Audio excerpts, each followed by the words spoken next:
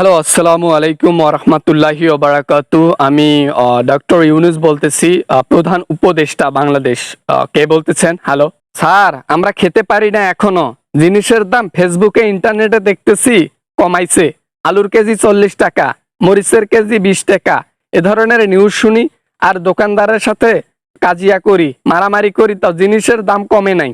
দয়া করে কেউ গুজবে কান দেবেন না। গুজব এটা ভালো জিনিস নয়, ঠিক আছে?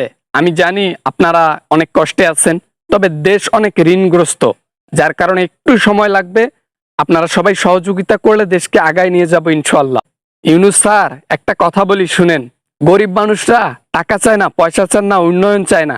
উন্নয়ন করেন, দেশ ভালোর জন্য করেন, কিন্তু একটা দিক থেকে মনে রাখবেন, দেশের মানুষ যদি না খাইতে পারে, না খেয়ে মরে, উন্নয়ন দিয়ে কোনো লাভ হবে না। আমি বুঝতে পারছি তোমাদের কষ্টটা।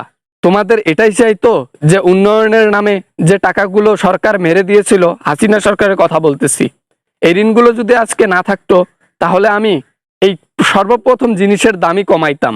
জি স্যার, একটু গরিবের দিকে দেখবেন। আমাদের বাংলাদেশ অনেক গরিব মানুষ থাকে। আমাদের বাংলাদেশে 80% মানুষই গরিব। তারা দিন এনে দিন খায়। এমনও আছে মধ্যবিত্ত, তারা খেতে পারে না। বাজারে যদি যায় 500 টাকা নিয়ে, দেখা যায় যে দিনে ইনকাম করছে 300 টাকা, কিন্তু খরচ হয়ে যাচ্ছে 700 টাকা। এত ইনকাম করা তো সম্ভব না। দেখা যাচ্ছে আহ আহ, এই কাঁচা বাজার মূল্যটা যদি কমায় দিতেন, তাহলে হয়তোবা আমরা শান্তিতে হয়তোবা 3 বেলা খাইতে পারতাম স্যার। আমি বাংলাদেশের মানুষকে ফিল করি অনেকভাবে। বাংলাদেশের মানুষের কষ্ট বুঝি। কি করলে বাংলাদেশের মানুষ শান্তিতে থাকবে এটাও বুঝি। তোমাদের এই নিয়ে কোনো চিন্তা করতে হবে না। শুধু দোয়া রেখো, ভরসা রেখো, আর সহযোগিতা করো, ইনশাল্লাহ সব ঠিক হয়ে যাবে। ইউনুস স্যার, আজকে আমাদের বাংলাদেশে কিন্তু 80% মানুষই গরিব। তারা উন্নয়ন চায়, ঠিক আছে, কিন্তু উন্নয়নের পাশাপাশি জিনিসের দাম কমাতে হবে। জিনিসের দাম না কমাতে পারলে মানুষ না খেয়ে মারা যাবে। মানুষ আজকে 300 টাকা ইনকাম করে 700 টাকার বাজারে নিয়ে আসে, তারপরও হয় না। তাহলে ভেবে দেখুন পর্যায়টা কোথায় গেছে। একবেলা কচু, একবেলা নুন দিয়ে ভাত খেয়ে দিন কাটাতে হইতেছে বাংলাদেশের মানুষকে। এই জিনিসগুলো সলভ করুন, আর কিচ্ছু লাগবে না। বাংলাদেশের মানুষ আর কিচ্ছু চায় না। উন্নয়ন করুন পাশে পাশে একটু, ব্যাস। ভাই ঠিক আছে, ঠিক আছে, আমি সব বুঝতে পারছি, আমি সব ফিল করতে পারতেছি। তোমাদের কষ্টগুলো, তোমাদের বেদনাগুলো, তোমার সব কষ্ট দূর করবো ইনশাল্লাহ।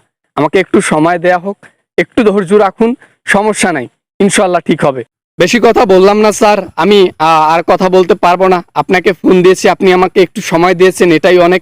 বাংলাদেশের মানুষের হয়ে আমি কিছু কথা বললাম। কথাগুলো একটু মানিয়েন, মাথায় রাখিয়েন, দেখবেন যে বাংলাদেশ সুন্দর হয়ে গেছে। ঠিক আছে স্যার? অবশ্যই অবশ্যই এরকম করে হেল্প করবা। যেটা আমার অকর্ম থাকবে, যেটা আমি করতে পারবো না, যেটা আমার মাথায় আসবে না, সেটা জনগণ আমার মাথায় দিবে। এদেশ জনগণের, এদেশ সরকারের নয়। আমি আবারও বলছি, এদেশ তোমাদের। যেভাবে গড়বা সেভাবে গড়বে। জি স্যার, জি স্যার। আল্লাহ আপনাদেরকে হেদায়েত দান করুক।